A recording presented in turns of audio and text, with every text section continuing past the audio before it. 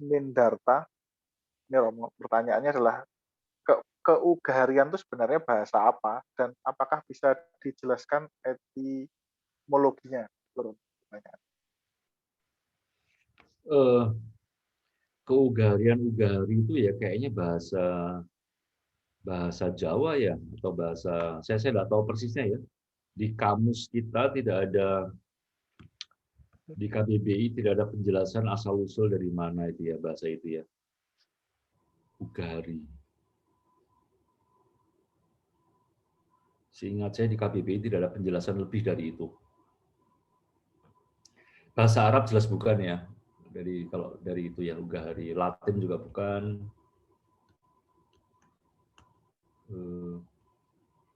Seingat saya itu dari Jawa kayaknya itu. Ugahari itu.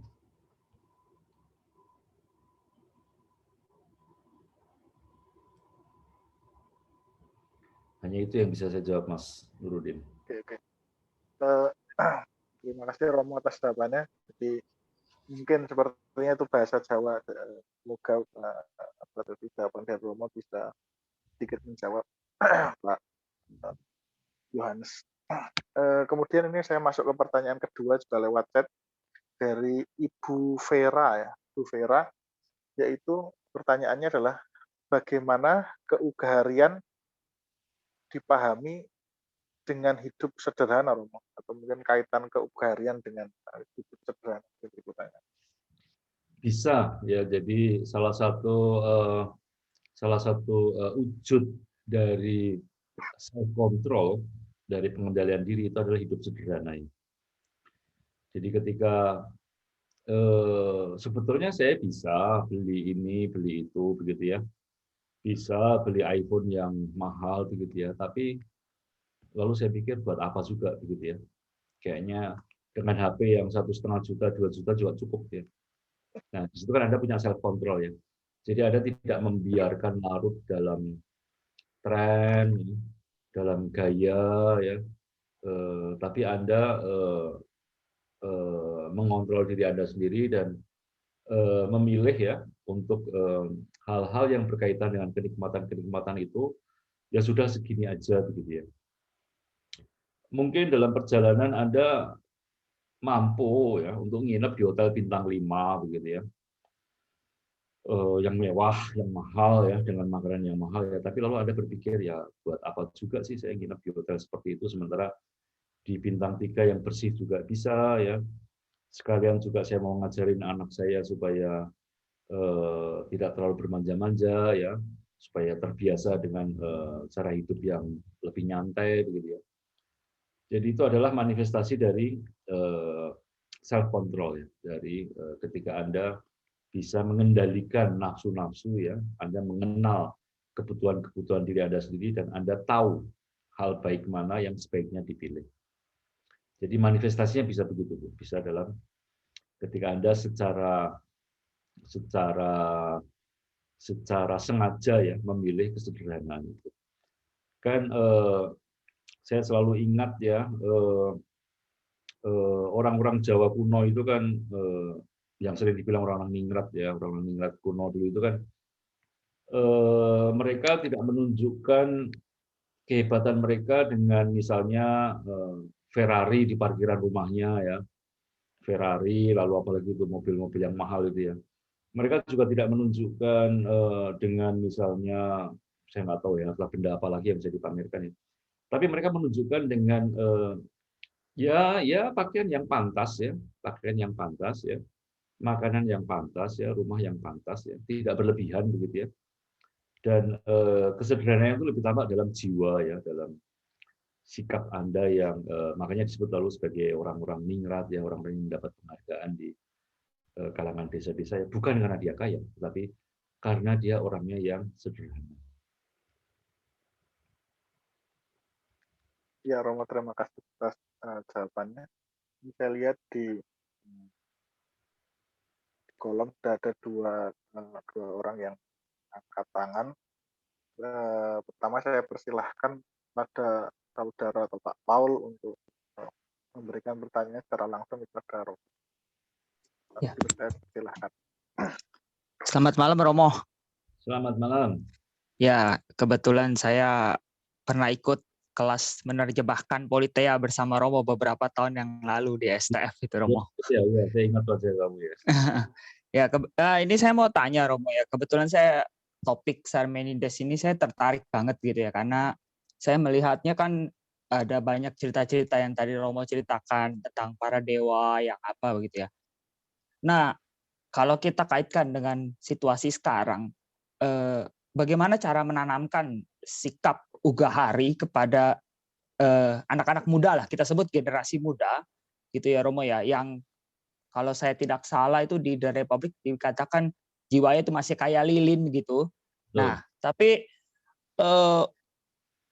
ini bukan masalah mendengarkan cerita, tapi apa ya, hujanan cerita yang buruk itu dari luar tuh terlalu banyak gitu menurut saya Romo. Jadi kita udah gak bisa pilih saya mau dengar cerita yang baik lagi. Kalau saya lihatnya sekarang udah jauh lebih banyak yang buruk gitu Romo. Nah, kira-kira mungkin secara sisi praktisnya bagaimana Romo? Terima Ya. kasih Romo. Selamat malam. Ya, terima kasih. Jadi ini saya kira memang nyata sekali ya, nyata sekali. Jadi anak-anak muda dari kecil itu kan sebenarnya sudah kebanjiran ya. Kebanjiran bukan hanya cerita, tapi lebih buruk lagi itu sekarang image ya. Jadi gambar, foto, sama film. Ya. Kalau zaman kuno itu kan orang hanya membayangkan sendiri gitu ya, Uranus memotong biji zakarnya dari ya macam itu kan kita membayangkan. Tapi kalau sekarang ini kita melihat di game-game itu ya, game-game itu kan waduh nembakin orang lah, membunuh begitu ya. Ya, apakah ini berdampak ya? Kalau kita berkaca dari Platon, ya berdampak ya, pasti berdampak ya. Ini akan membentuk karena kan ketika orang muda itu kan dibilangnya dia seperti lilin atau seperti tanah liat yang masih basah ya. Jadi apapun gambar yang dicetakkan ke dalam tanah liat itu akan membekas, membekas. Dan itu akan dia bawa seumur hidup ya.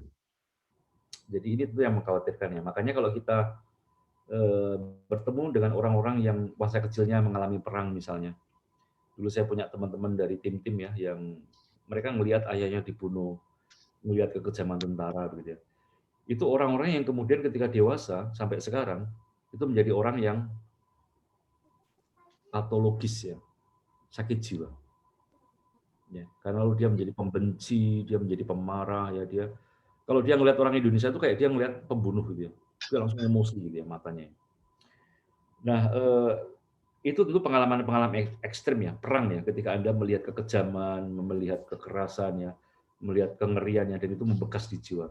Nah, sekarang ini kan di generasi muda kita kan, kita nggak ada perang ya, tapi kan anak-anak kan memasukkan diri dalam situasi perang kan, dengan game kan, atau menonton film-film perang, atau ya itu yang tadi kamu bilang, cerita-cerita, gambar-gambar yang serem-serem gitu ya, misalnya ISIS ya, memenggal orang begitu ya. Itu saya saja sampai sekarang saya nggak mau nonton loh video-video itu. Saya nggak mau nonton. Kenapa? Karena ya saya pikir buat apa juga begitu ya. Daripada saya nggak bisa tidur ya, daripada kemudian pikiran saya jadi agak sinting begitu ya. Ya mending saya nggak ngelihatnya. Tapi kan kalau kita yang dewasa kita udah bisa milih ya. Tapi kalau anak-anak ini kan kadang mungkin karena seru-seruan atau mungkin karena apa lalu mereka melihat ya terpapar itu dan lalu kita nggak tahu ya apa yang mereka cari di YouTube ya. Jangan-jangan gambar-gambar yang makin ekstrim, makin mengerikan ya. Apalagi dengan lalu justifikasi pembenaran-pembenaran pakai ayat segala macamnya. Itu saya nggak ngerti ya, ini nanti anak ini akan berkembang jadi generasi apa. Ya. Kalau kita-kita yang kecil aja yang tumbuh dalam situasi normal ya, kita kan nggak tega ya mau mukul orang ya, apalagi mau bacok orang pakai pisau itu kan kita nggak tega ya. Kenapa ya? Karena kita dari kecil, kita memang pikiran kita tuh kayak inosen gitu loh. Pikiran kita tuh nggak pernah oleh orang tua kita, oleh sekolah. Zaman dulu kan saya kecil kan nggak ada internet ya. Pikiran kita kan memang nggak pernah diracuni kayak gitu-gitu itu. Ya. Tapi kalau kemudian anak-anak sekarang ini mudanya sudah diracuni begitu, saya nggak tahu itu nanti akan menjadi seperti apa ya. Kalau berkaca dari trauma-trauma psikologis anak-anak korban perang, image kekejaman itu akan mereka bawa seumur hidup. Dan itu akan mempengaruhi mereka sehingga mereka tidak akan bisa menjadi ugahari lagi. Ya. Tidak bisa selaras ya, tidak bisa imbang, tidak bisa tertata begitu loh. Jadi Ya sama seperti kalau kita melihatnya anak-anak kecil yang tumbuh di jalanan ya, tumbuh di jalanan lalu mengalami kekerasan seksual, mengalami ragam hal-hal yang sebetulnya belum boleh mereka lihat ya. Ya ketika mereka bertumbuh besar ya mereka akan menjadi kriminal-kriminal yang kita bilang tanpa hati nurani begitu ya. Ya tapi sebetulnya ini bukan soal hati nurani karena mereka terdidik seperti itu. Ya mereka besar dalam lingkungan seperti itu ya sehingga lalu membunuh, penggal, memenggal itu ya untuk mereka biasa aja gitu ya. Kalau kita melihat misalnya beberapa video mengenai anak-anak dari ISIS itu ya, anak-anak kecil yang 5 tahun, 7 tahun tapi sudah mengatakan kamu kafir ya, kamu akan saya bunuh segala macam. Ini kan kita nggak habis pikir ya. Dan itu akan tertanam ya, tertanam dalam pikiran mereka sehingga besarnya menjadi apa itu saya nggak bisa membayangkannya.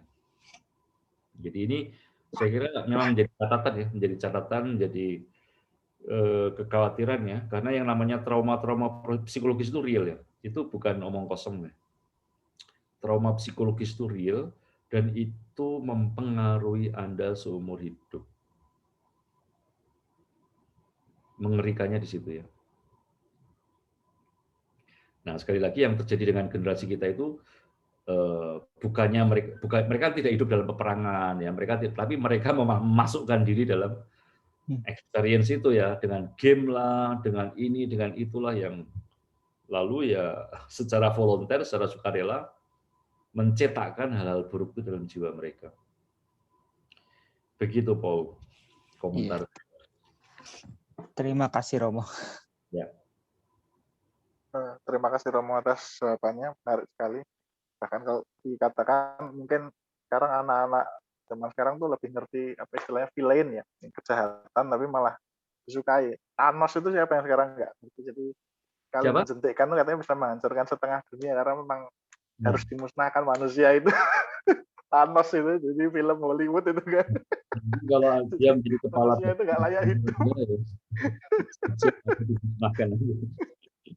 Itu dewa-dewa juga hadir kembali gitu Romo. Ya, terima kasih Romo. Ini ada penanya berikutnya dari apa ya? Tio, saya persilahkan untuk bertanya.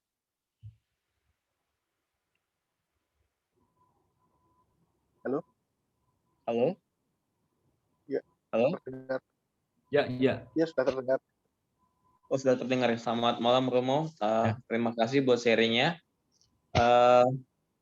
Tadi kan Romo bilang bahwa Plato jago dalam menciptakan mitos-mitos gitu ya. Nah, kalau tadi dari penuturan Romo tentang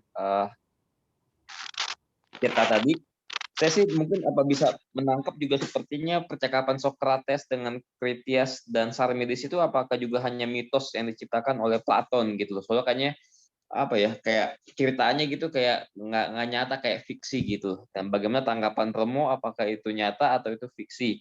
Dan kemudian masih berhubungan, saya pernah baca artikel bahwa kemungkinan gitu ya, katanya bahwa Sokrates adalah tokoh rekaan daripada Platon. Jadi sebetulnya Sokrates itu nggak ada. Jadi nggak real gitu loh. Nah, bagaimana menurut Romo? Apakah Sokrates itu sebetulnya ada atau hanya juga tokoh yang diciptakan rekaan oleh dari Platon? Terima kasih Romo. Ya, langsung saya jawab yang terakhir ya. Tentu kalau Sokrates itu bukan tokoh rekaannya, dia ada secara historis ya. Jadi kalau ada orang mengatakan itu ya menurut saya terlalu ekstrim ya, yang mengatakan bahwa Sokrates itu rekaan. Jadi paling tidak ada 3 kesaksian untuk membuktikan apakah Sokrates itu ada apa enggak. Itu ada 3 kesaksian dari Platon sebagai muridnya, lalu dari Xenophon yang tadi saya katakan, yang juga kontemporer dengan Platon, pengagum Sokrates, dan ada dari Aristophanes, ya, seorang komedian dari abad ke-5 sebelum Masehi yang menulis buruk tentang Sokrates. Jadi ada 3 kesaksian. Kalau di pengadilan itu kan cukup 2 kesaksian ya. Ini ada 3 kesaksian ya. Ditambah lagi tentu catatan-catatan mengenai penghukuman mati Sokrates ya. Yang mana itu ada bukan hanya pada sumber Platon, Sokrates dan Aristophanes, tapi juga dalam teks-teks lain. Jadi Sokrates disebut di banyak teks klasik dari abad ke-4 maupun abad ke-3 sebelum Masehi. Maka Sokrates adalah tokoh historis yang ada Dia bukan rekaan, dia bukan fiksi ya. Itu. Jadi kalau untuk itu jawaban saya tegas ya. Jadi orang yang mengatakan itu pasti ngawur. Dia mengatakan bahwa Sokrates itu rekaan, itu orang itu sama sekali ngawur ya. Mungkin orang itu yang rekaan, Pak. Orang yang mengatakan itu yang rekaan akan saya bilang. Nah, lalu apakah dialog Charmides bisa kita katakan sebagai dialog yang nggak nyata, yang fiksi ya? Begini, jadi dialog ini tentu bukan rekaman historis antara Sokrates dengan Krites dan Charmides ya. Itu di buku saya terangkan panjang lebar ya. Mengapa bukan rekaman historis? Ya karena kalau dialog itu terjadi pada tahun 426 sebelum Masehi, ketika Sokrates masih agak muda. Ya pada 426 itu Platon baru berusia 3 tahun. Ya. Bagaimana mungkin Platon bisa merekam ya, umur 3 tahun ya, merekam pembicaraan Sokrates dengan Kritias ya.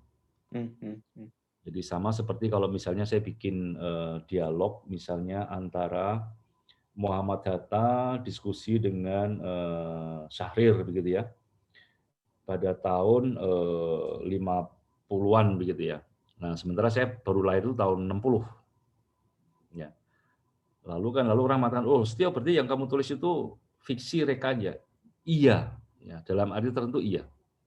Karena saya memang hanya mereka-reka bagaimana saya berdiskusi dengan Syahrir dan dengan Hatta. Ya. Karena waktu itu saya belum lahir ya. Nah, dalam arti itu memang ini adalah sebuah rekaan. Tetapi bukan fiktif. Ya. Fiktif itu kan artinya fiksi, fiction ya. Fiction itu kan misalnya Marvel ya. Marvel itu fiction, Gundala Putra Petir ya. Itu fiction ya. Cerita mengenai mengenai Planet of the Apes ya itu fiksi ya. Tapi kalau saya menceritakan tentang Hatta dan Syahrir berdiskusi dengan saya, apakah itu fiksi? Rekaan iya, tetapi itu fiksi ya. Fiksi fiction itu selalu berkaitan dengan sesuatu yang khayal ya, sesuatu yang nggak ada. Itu fiksi ya, sesuatu yang nggak ada. Tapi kalau saya mengisahkan, saya berdiskusi dengan Muhammad Hatta dan Syahrir, ya itu bukan khayal, itu bisa aja terjadi ya. Tapi karena ada figur-figur historisnya kan, orang-orangnya kan ada. Hatta sama Syahrir itu kan ada kan dalam sejarah ya. Hanya kemudian saya konstruksi dalam sebuah narasi ya, kisah ya, yang sifatnya rekaan. Itu makanya dialog ketika Platon menuliskan dialog Sokrates dengan Charmides, itu kan kita bertanya-tanya, kenapa sih Platon bikin tulisan kayak gitu? Atau kalau misalnya saya ditanya, Romo kenapa sih Romo bikin tulisan, Romo berdiskusi dengan Hatta dan Syahrir, maksudnya apa? Ya, jadi lalu kita kan di sini masuk dalam strategi literer ya, strategi sastra. Maksud dari penulisan itu apa? Ya. Mengapa saya menuliskan saya berdiskusi dengan si Syahrir dan dengan si Hatta, begitu. Maksudnya apa? Nah, demikian juga dengan Platon. Maksudnya apa? Kenapa dia menulis Sokrates berdiskusi dengan Charmides? Nah, Platon seperti yang sudah saya katakan, dia ingin membela ingatannya pada Sokrates. Dia ingin membersihkan gurunya dari tuduhan-tuduhan bahwa gurunya itu telah salah mendidik orang-orang jahat. Kan Kritias sama Charmides saya katakan tadi, saya terangkan bahwa mereka menjadi tiran ya, menjadi musuh, public enemy lah, musuh masyarakat Athena ya. Dan itu dipersalahkan kepada, ya itu kan karena dia ikut Sokrates tuh, jadinya kayak gitu tuh. Makanya kalau Sokrates dihukum mati ya layak lah. Nah, Platon dia tidak rela bahwa gurunya dituduh masyarakat seperti itu.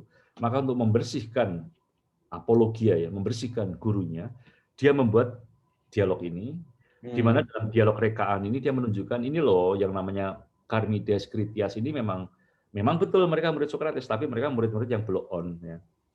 Mereka nggak paham omongannya Sokrates. Maka ya pantas aja kalau orang yang nggak paham itu kemudian ketika berpolitik juga akhirnya menjadi penjahat-penjahat semua. Begitu.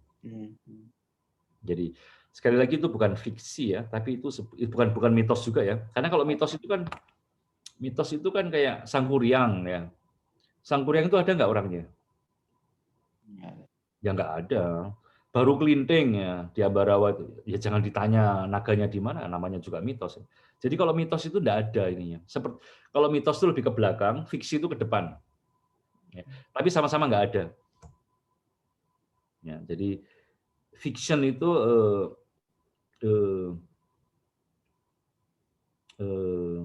gimana ya saya? Kalau dalam bahasa Italia itu kan ada fingere, finta itu kan orang yang memang berpura-pura ya. Jadi dia mengkhayal ya sesuatu yang tidak ada ya, lalu diada-adakan begitu. Ya. Bharatayuda itu mitos, ya. Tapi kan ke belakang ya, yang memberikan asal usul. Sementara yang cerita-cerita ke depan ya mengenai nanti 2000 misalnya 2050, 2000 berapa begitu ya, atau nanti kita bikin koloni di planet Mars ya. Nah itu adalah fiksi ya. Maka sering disebut sebagai science fiction ya. Fiksi tapi ada sedikit analisis sainsnya begitu ya. Nah, di Platon ada dialog, ada mitos. Ya. Mitos itu misalnya tadi yang saya bilang bahwa jiwa diumpamakan seperti kereta bersayap. Itu mitos. Jiwa kok kayak kereta, ya. Jiwa ya jiwa begitu kan. Ya, jadi Platon ketika dia berbicara mengenai yang ilahi, jiwa dan dunia, Platon akan memakai mitos. Dia akan menciptakan mitos untuk menjelaskan itu. Sama seperti kalau Yesus mengatakan kerajaan Allah itu apa? Ya itu kayak biji sawi gitu. Ya itu kita bilang perumpamaan gitu kan. Itu kan mirip mitos. Biji sawi itu ya kalau biji sawi nggak bisa dikatakan mitos karena bijinya kan ada ya. Itu kan kita bisa lihat di ladang kan. Maksudnya barangnya itu ada begitu ya. Makanya dibilang sebagai perumpamaan atau alegori ya. Sementara kalau mitos itu memang sesuatu yang tidak ada. Jadi misalnya jiwa itu seperti kereta bersayap ya. Ya di zaman Platon juga nggak ada kereta bersayap ya. Itu hanya mitos saja. Begitu, mungkin cukup jelas ya pembedaan-pembedaan. Yes, terima kasih Pak Romo. Ya, sama-sama. Terima kasih Romo atas tanggapannya. Berikutnya ada penanya Ibu Brigita Isworo. Saya persilahkan untuk bertanya secara langsung.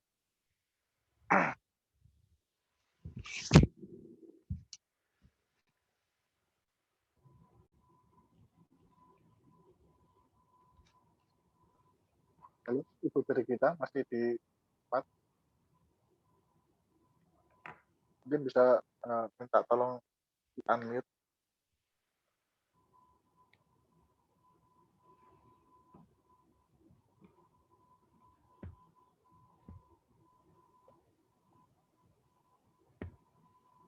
Oh, belum ada.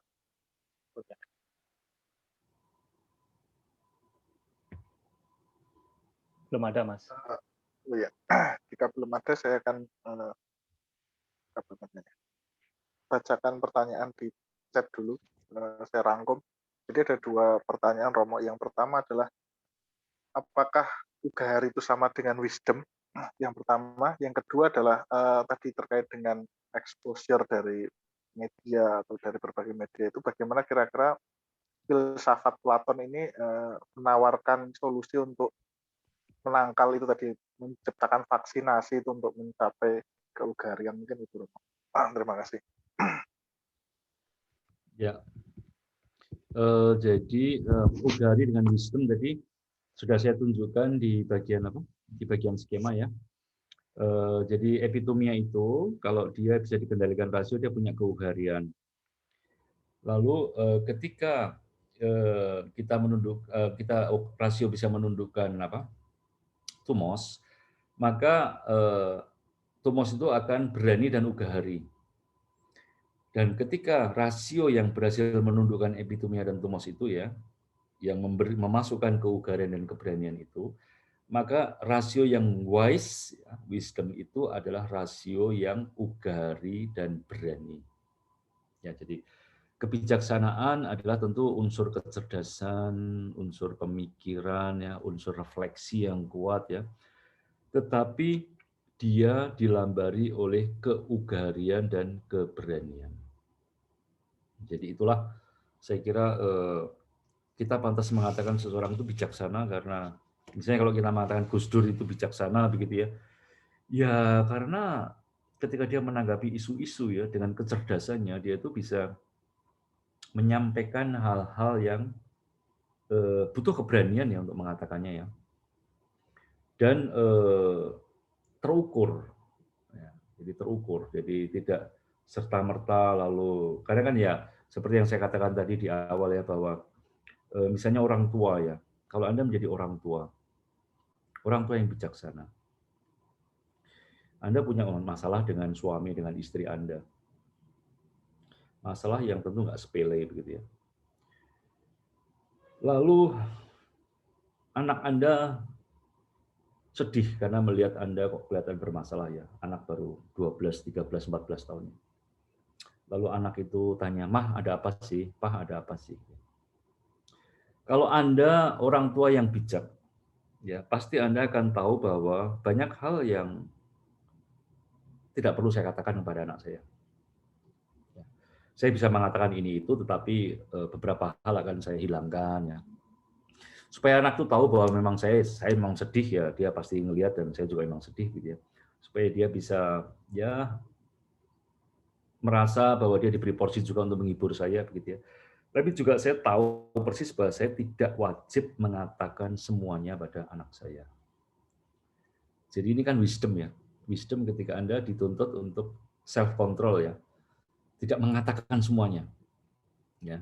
Karena memangnya dengan Anda mencurhatkan semuanya itu lalu masalah akan menjadi beres ya enggak juga ya. Justru Anda akan mungkin memperburuk masalah karena lalu anak yang masih kecil ikut-ikutan gitu ya.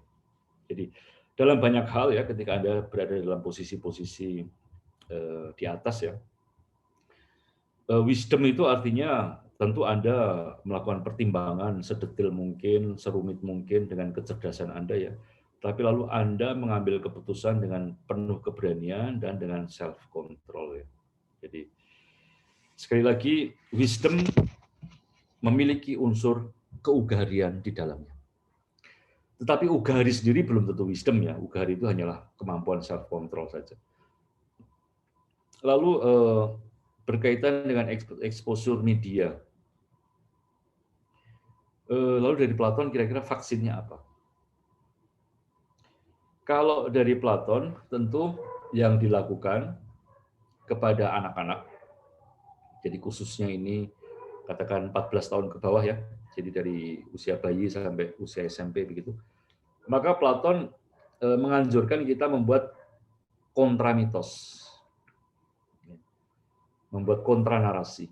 Jadi kalau media itu memberikan mitos-mitos yang begitu buruk ya, maka kita sebagai orang tua berkewajiban membuat kontramitos ya dengan menyediakan mitos-mitos yang baik. Artinya kita tuh memilihkan begitu ya. Ini loh, kamu lihat ini, kamu baca ini ya. Jadi supaya semacam ada balancing ya.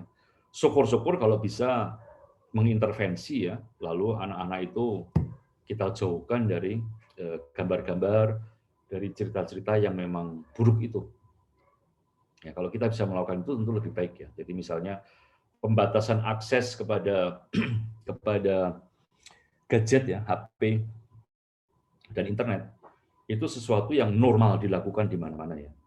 Ya, jadi bahwa ketika anak masuk sekolah itu gadget harus ditinggal di pintu kelas itu sudah saya dengar lama di Perancis ya. Jadi anak-anak memang tidak boleh masuk kelas dengan gadgetnya begitu ya. Lalu pembatasan misalnya beberapa orang tua Prancis yang saya kenal di sini ya. Jadi kalau malam sebelum tidur itu HP itu diminta ya.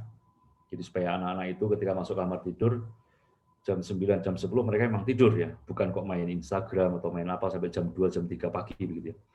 Karena itu nanti efeknya akan dramatis ya. Itu juga sesuatu yang normal dilakukan ya. Jadi vaksin yang bisa dilakukan orang tua adalah dengan melindungi anak-anak itu ya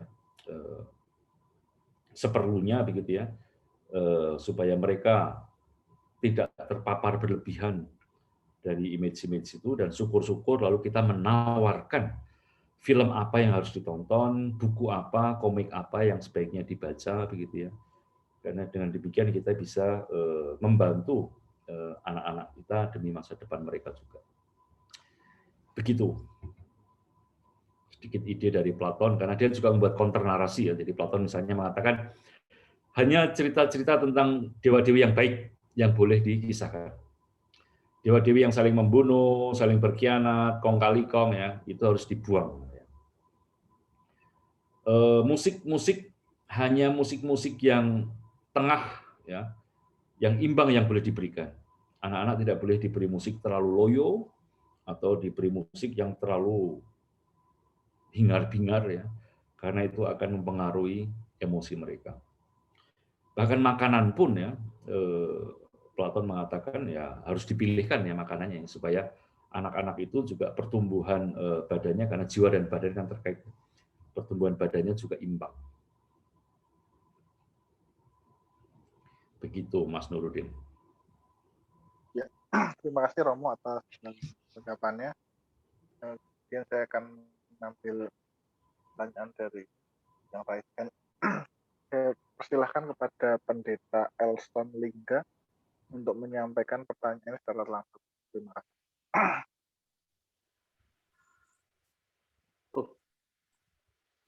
Dengar suara saya, Pak? Benar, Pak.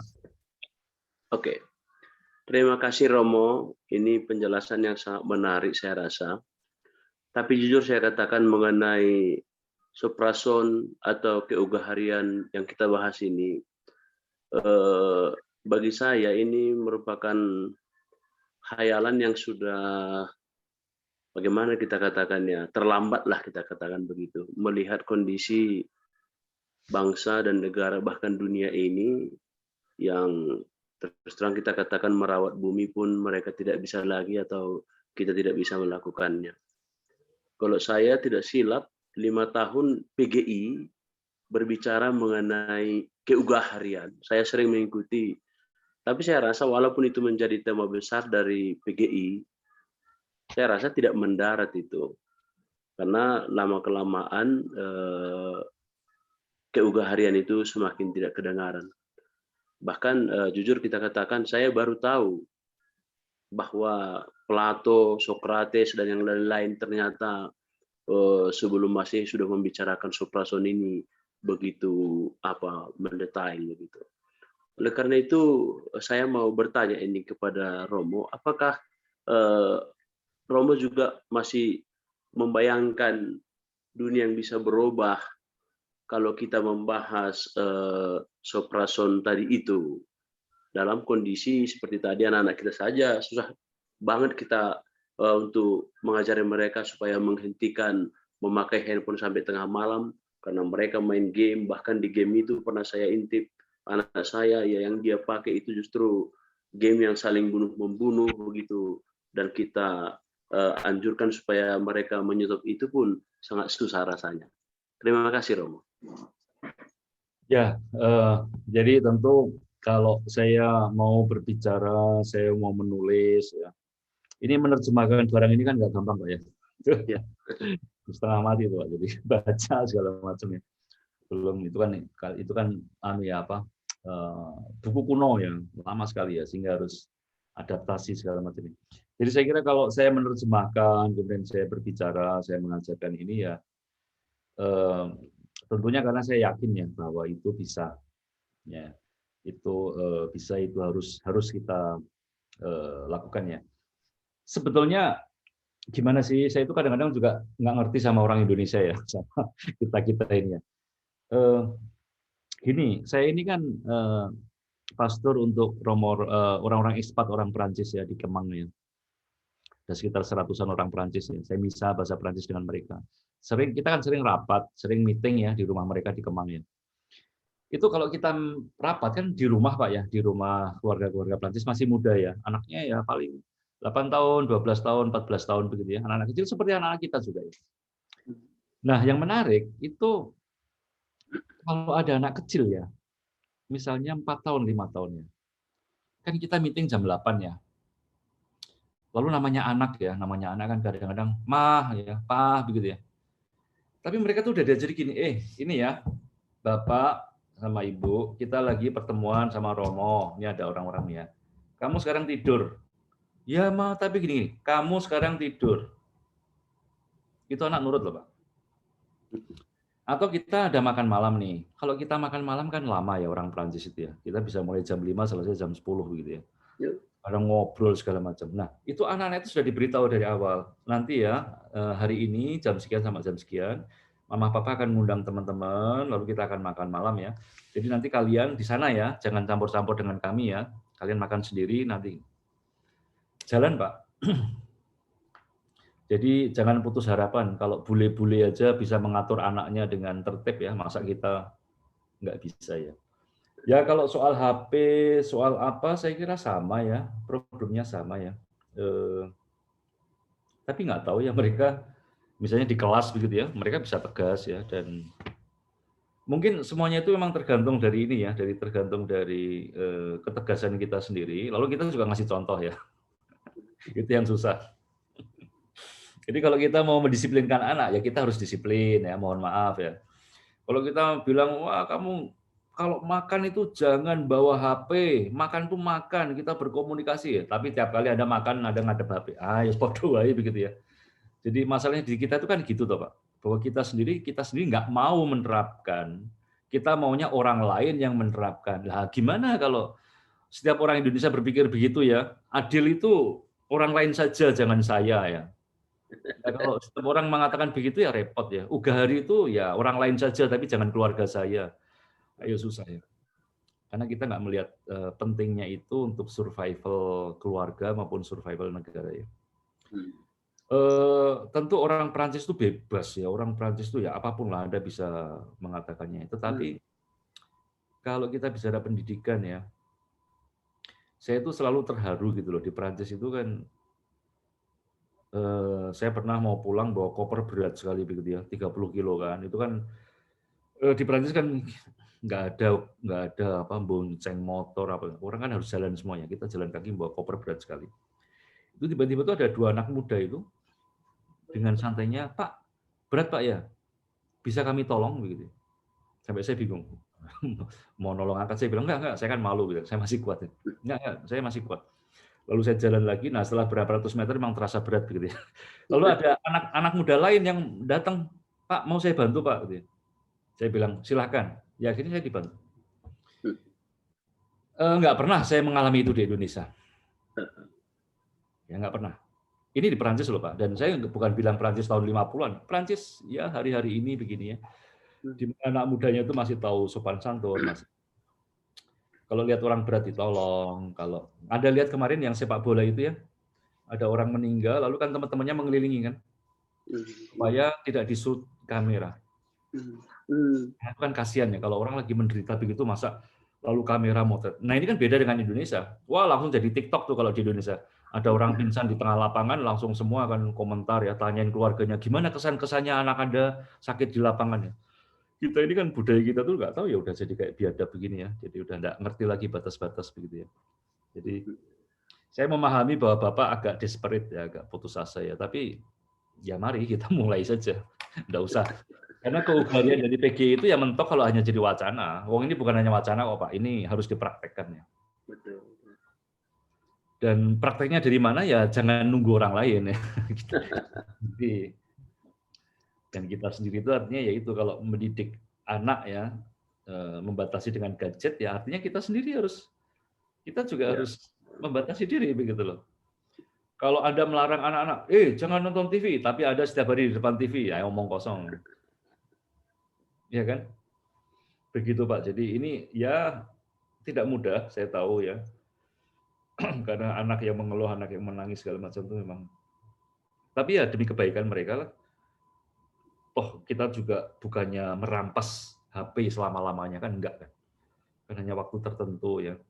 Nanti kan kita tinggal bilang, "Nak, kalau kamu nanti udah 18 tahun ya, silakan mau bawa HP 24 jam, 36 jam, karepmu begitu ya. Tapi selama kamu masih SD, SMP, kamu ikut aturan Bapak di rumah." Begitu, Pak. Terima kasih Romo. Semoga termotivasi.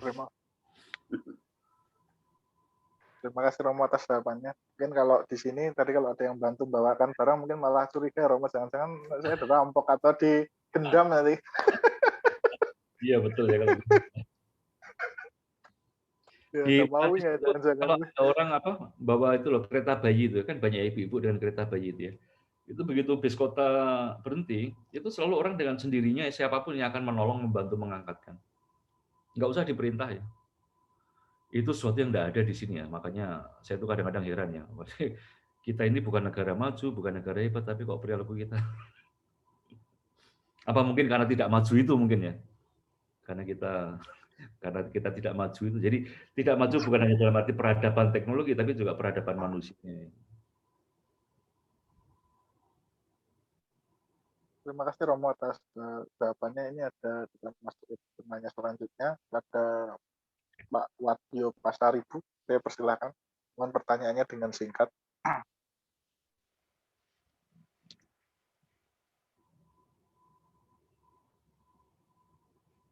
Halo, Pak Wadyo Pasaribu, mendengar?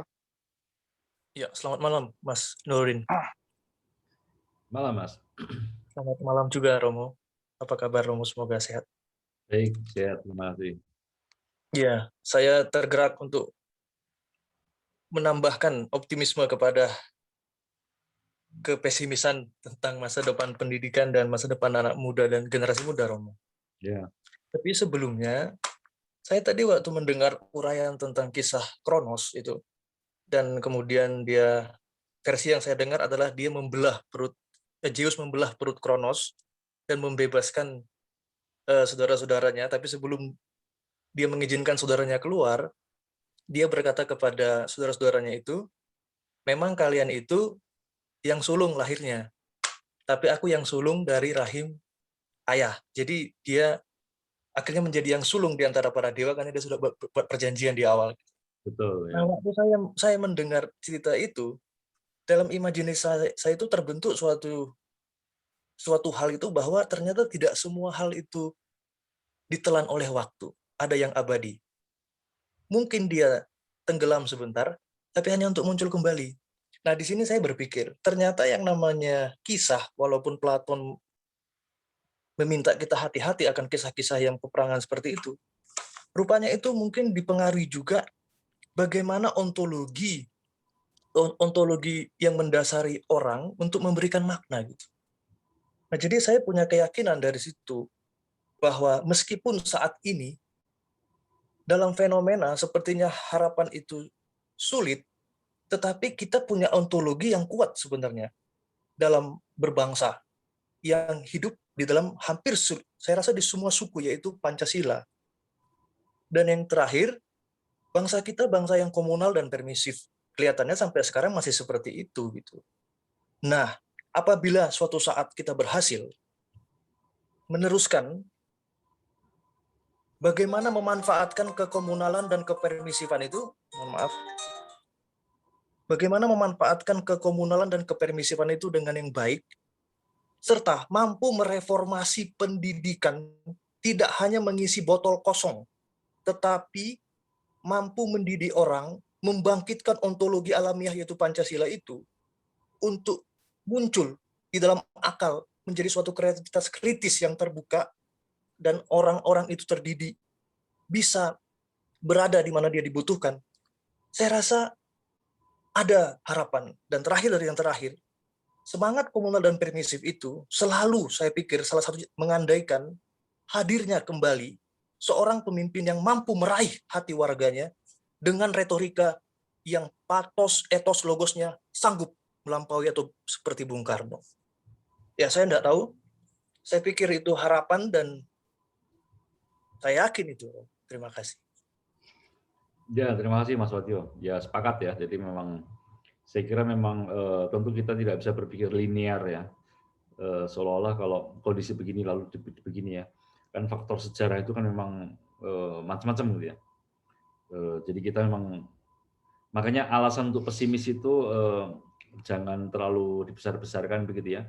Kita masih bisa kok doing something begitu ya, melakukan sesuatu, dan juga barangkali ada faktor-faktor X dari bangsa ini yang akan membantu kita juga entah bagaimana untuk survive. Ya, saya sepakat untuk itu, Pak.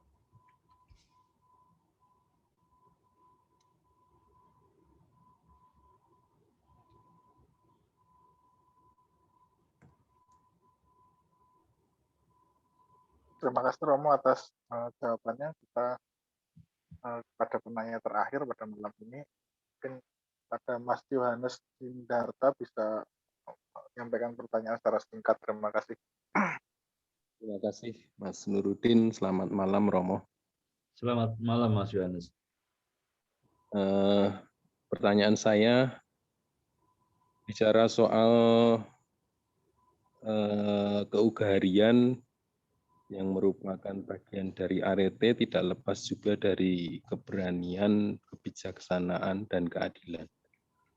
Tadi Romo mengungkapkan ada 3 gaya jiwa dalam keutamaan jiwa, yaitu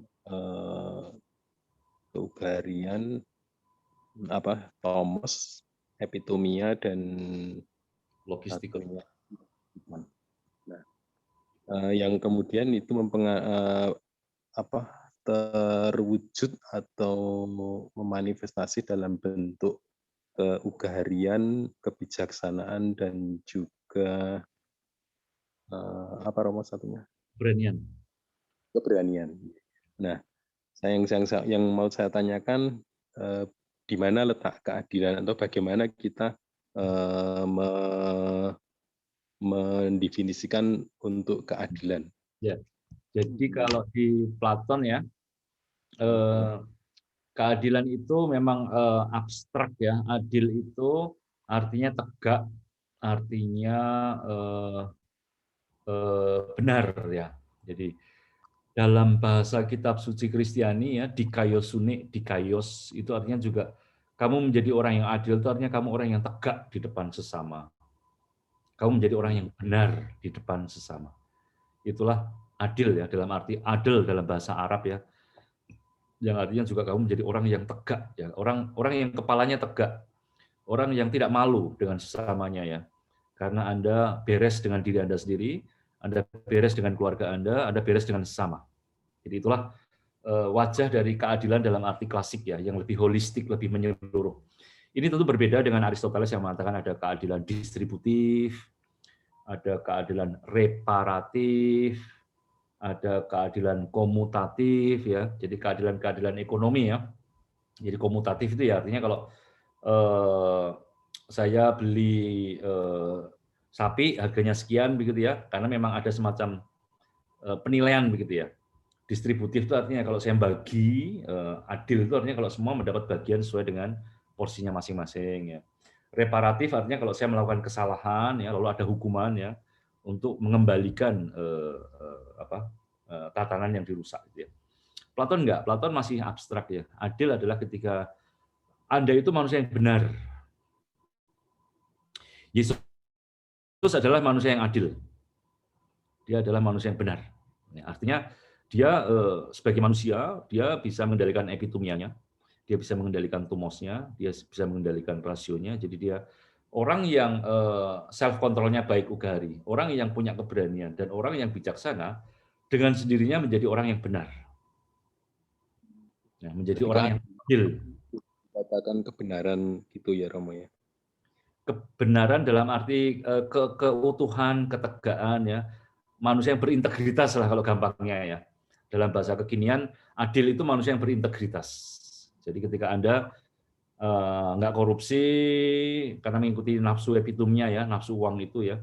Anda bukan menjadi orang yang sombong, menyombong-nyombongkan diri seolah-olah Anda bisa mengalahkan semuanya begitu ya. Dan Anda bukan orang yang cerdas tapi keblinger begitu ya, yang otaknya kemana-mana, yang menyumpah serapai semua yang tidak sepakat dengan Anda begitu ya. Nah itu kan orang yang jauh dari integritas. Orang yang berintegritas adalah orang yang dia tidak korupsi, dia pemberani, dan dia omongannya juga bijaksana. Jadi adil itu artinya itu. Keadilan itu muncul ketika setiap bagian jiwa itu optimal. Jadi keadilan bukanlah keutamaan bagian tertentu dari jiwa. Keadilan adalah efek yang muncul, ya, efek yang muncul ketika orang itu ugahari, berani, dan bijaksana. Maka, terima kasih Romo. Ya, jadi dalam arti itu memang agak susah ya menerangkan ya keadilan itu di mana, karena dia adalah efek yang muncul kalau dia ugahari, berani dan bijaksana. Dengan sendirinya dia akan menjadi manusia berintegritas. Terima kasih Romo untuk yang Iya. ini. Saya minta pendapat Romo untuk yang terakhir ini Romo. Sekarang ini kan dalam masa banjir informasi dan juga kurang untuk mengidolakan seseorang atau pribadi. Mau dikatakan apa itu, idolanisme atau apa kayak gitu. Jadi orang itu kecenderungannya merasa bahwa ketika dia mengidolakan seorang guru, seorang pastor atau seorang ustadz, itu kemudian seakan-akan dia itu adalah tahu segala sesuatu dan menjadi curahan pertanyaan dan kesulitan dalam media massa ya, media sosial itu banjir informasi. Jadi informasi itu banyak sekali sehingga saya mengatakan banjir, dan benar dan tidaknya itu tidak mudah untuk diseleksi, maka hoak dan sebagainya itu terjadi. Nah, pertanyaan saya untuk minta pendapat dari Romo, bagaimana kita mensikapi hal semacam itu secara bijaksana terhadap perkembangan kita menghadapi keadaan yang semacam itu. Terima kasih Romo. Jadi kalau kita kembali ke tema ugahari ya, ugahari itu kan artinya kan self control ya, mampu mengendalikan diri ya. Jadi kita tahu bahwa kita dibanjiri informasi, ya. Lalu itu sama seperti dulu sebetulnya dengan TV, Pak ya. Dulu itu kan TV itu kan juga menjadi godaan luar biasa ya, zaman di generasi saya tuh TV ya godaan itu ya. Kalau zaman anak sekarang kan internet. Kalau dulu kan TV ya, jadi wah ada film ini, ada ini ya. Jadi orang tuh bisa seharian di depan TV begitu ya. Nah, kalau sekarang kan beda ya. Sekarang kan gadget ya, gadget lalu ada video, ada cerita, ada gambar ya segala macamnya. Ya lalu kuncinya memang kalau ugahari ya lalu kita self control ya. Sejauh mana saya ya kalau saya misalnya ya saya ikut WA group, saya menerima banyak informasi begitu ya. Tapi ya sudah, itu hanya informasi aja gitu ya. Tidak pernah saya telan begitu Pak ya. Jadi saya punya kesibukan saya sendiri begitu loh. Saya harus baca, saya harus ngoreksi, saya harus ngajar begitu. Jadi ya saya anggap informasi-informasi itu ya wes lah begitulah. Namanya informasi ya biarin aja begitu ya. Tapi kalau misalnya di WA grup keluarga misalnya ya, urusan-urusan keluarga ya pasti saya jawab, pasti saya respon ya. Ibu lagi sakit begini-begini itu pasti saya jawab ya. Tapi kalau orang hanya ngirim berita, ngirim apa, ya ampun, saya cari sendiri juga yang lebih baik juga banyak begitu ya. Jadi saya lebih suka nyari berita-berita luar negeri yang lebih apa ya, lebih make sense ya, lebih masuk akal ya daripada dengerin cerita-cerita di HP yang nggak jelas juntrungnya ini dari siapa gitu ya. Jadi self control itu gitu Pak, kita menentukan sendiri kita mau lihat apa, kita mau dengerin apa begitu ya. Ya kalau sekedar tahu ya, kita dibanjiri sekedar tahu ya enggak apa-apa juga ya. Tapi jangan lalu kemudian percaya ya seolah-olah begitu ya. Ya ngapain juga kita percaya sama sesuatu yang kita nggak ngerti gitu ya. Sing nulis opo, kepentingannya opo orang ngerti gitu kan. Bodoh-bodohnya kita aja Pak kalau kita ikut-ikutan dengan WA.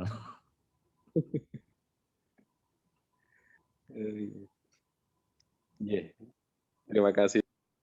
Sama-sama Pak. Terima kasih Romo atas tanggapannya. Jadi mungkin karena tadi dikatakan optimal itu semuanya tidak ada yang di atas, mungkin lebih mudah mungkin kita bisa mengumpamakan gini Romo, dengan tubuh itu sendiri ada jantung berfungsi sebagaimana mestinya, paru-paru dan lain-lain, sehingga karena semuanya bergerak sesuai dengan ritmiknya sendiri-sendiri, kemudian ya itulah optimalnya itu Romo. Ya, lalu Kerjasama manusia betul ya. Betul. Nah, ini ada satu penanya terakhir Romo, tadi Pak Presiden tapi nggak tahu mungkin jaringnya bagaimana. Mungkin saya minta waktu sebentar saja Romo. Pada Mas Rek FT, ya, mohon disampaikan secara singkat. Terima kasih. Oke. Ya, terima kasih atas paparannya Romo. Jadi pada saat ini kan sudah beberapa bulan saya menulis akan menulis skripsi dan akan ujian pada bulan depan, itu membahas tentang spiritualitas kegarian perspektif Platon. Jadi sedikit banyak saya mengambil buku dari bacaan-bacaan dari Romo begitu yang saya jadikan referensi. Tapi berdasarkan paparan tadi masih ada yang maksudnya mengganjal begitu di pemikiran saya. Kan dikatakan di Politeia baru Platon jelaskan tripartitnya itu. Tapi apakah bisa kita membaca dialog Charmides secara khusus? Kan dia berbicara dialog Charmides ini di masa muda ya, begitu ya, kalau saya tidak salah ya ngomong. Itu apakah kita bisa maksudnya membaca dialog Charmides itu dalam perspektif tripartit tadi itu sendiri gitu, Romo. Dan juga terkait dengan disposisi batin atau intelektual, saya lupa itu.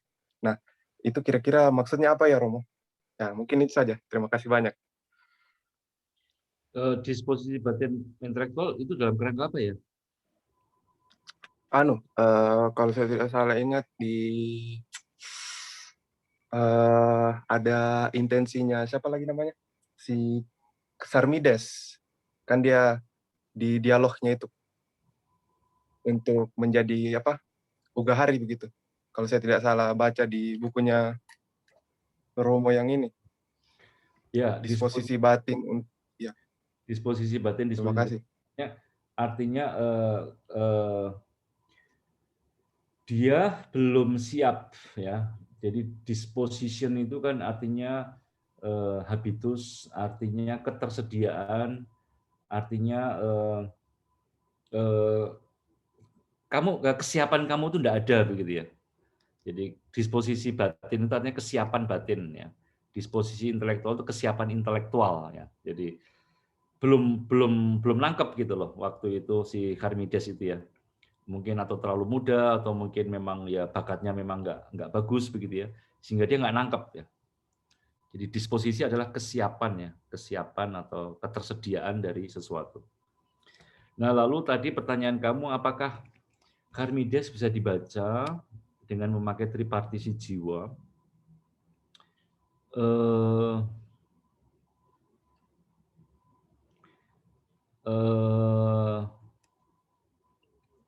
Kalau secara metodologi itu tentu akan sulit ya.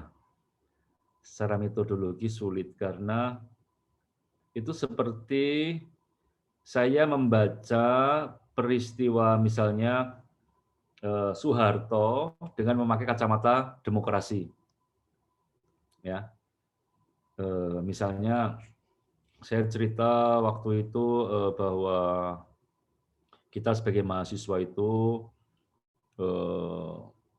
sulit untuk bikin seminar ya, sulit untuk bikin kelompok ini kelompok itu begitu ya. Nah lalu anak-anak sekarang bilang, loh kenapa Romo kok susah-susah begitu, kan kebebasan, kita kan dijamin undang-undang, kita kan HAM segala macam.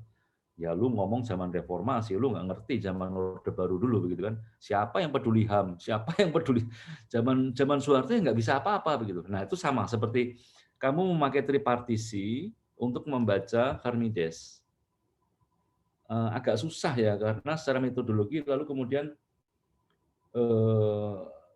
ya kan kita harus mengikuti kronologi teks Platon ya.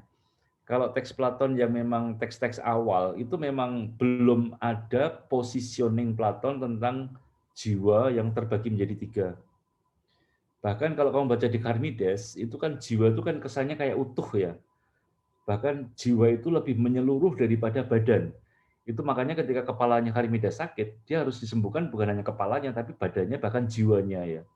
Dan yang bikin kita kaget di situ kan jiwa seolah-olah lebih luas daripada badan ya. Jadi ada posisi-posisi seperti itu ya yang lalu kalau kita menerapkan tripartisi jiwa menjadi nggak masuk ya. Maka sebaiknya Charmides dibaca pakai yang tadi saya usulkan ya, jadi ada definisi bahwa keugarian itu adalah pengenalan diri, tahu batas dan dalam kerangka kebaikan ya.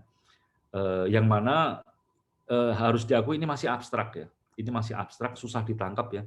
Dan baru bisa kita tangkap kalau kita memakai tripartisi jiwa.